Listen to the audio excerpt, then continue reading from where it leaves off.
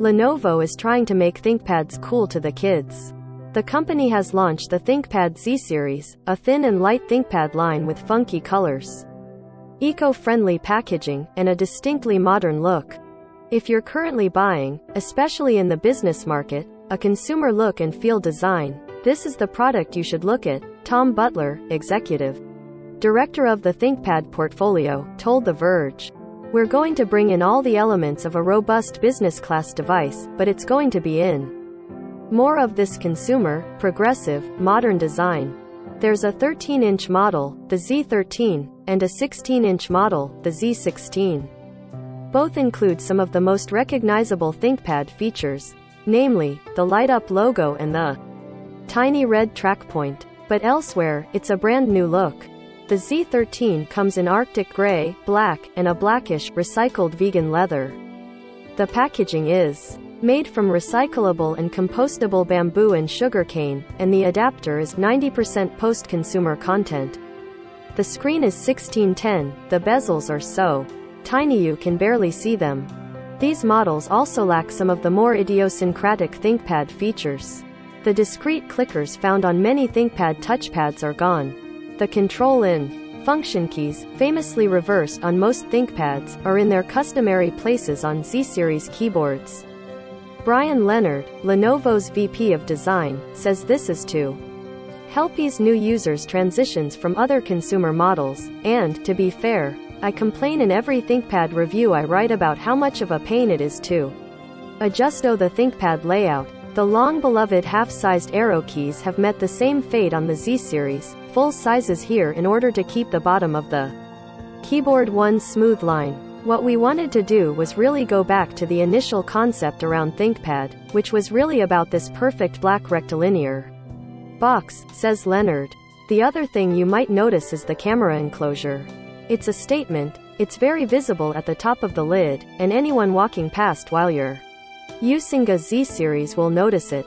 The specs of the camera and microphone, 1080p f2.0 and dual-array mics, respectively, are engraved on the outside.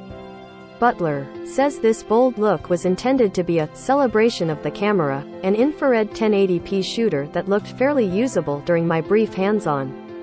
The design choice, though, was definitely a big debate among Lenovo's team, Leonard recalled. Perhaps most excitingly, the line is AMD exclusive. Both models use AMD's latest Ryzen Pro processors, while the Z16 can also include an AMD discrete GPU and the Z13 can house a Lenovo exclusive Ryzen Pro chip. Such an arrangement isn't unheard of for high-end ThinkPads.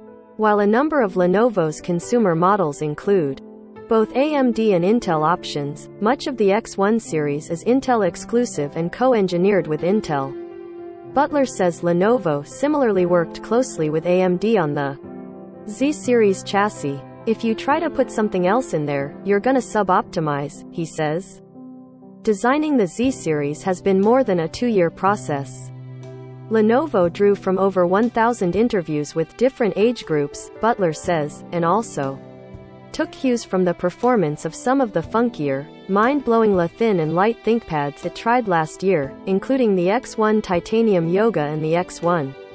One early prototype had no delineation between the touchpad and the palm rests, creating a single, smooth slab beneath the keyboard, a look that I suspect other ultra-portables may try this year as haptic touchpads grow more common. Lenovo abandoned this because it anticipated, probably correctly, that people might be confused about where to click. The company also tried a webcam that was hidden completely beneath the screen. It was not visible at all on the prototype I saw.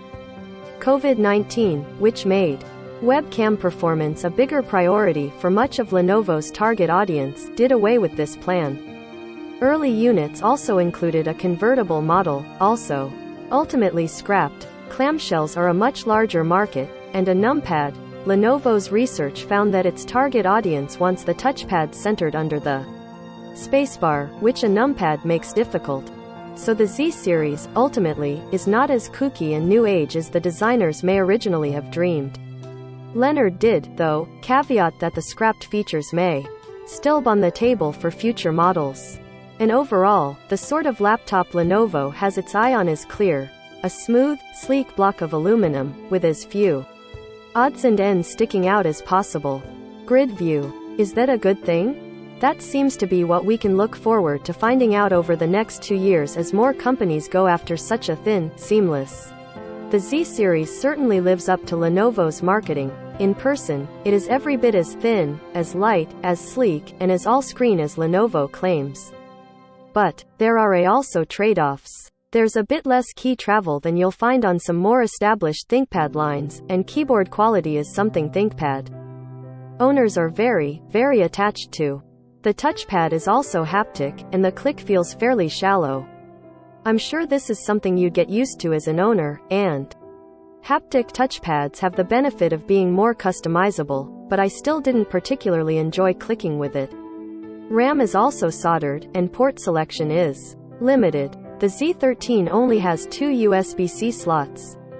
There are certainly many shoppers for whom these limitations won't be a problem, and Lenovo has clearly done its research on what its target customers prefer.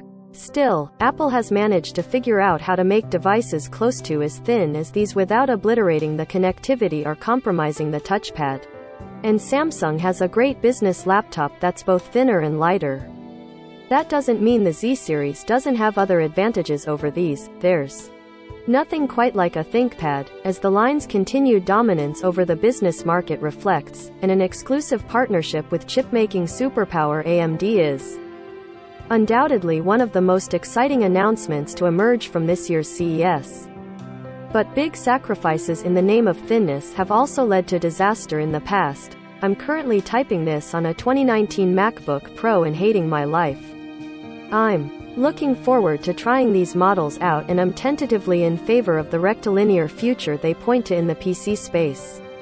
At the same time, I really hope Lenovo isn't falling victim to the thin at all costs mindset that brought us the butterfly keyboard. Recommended by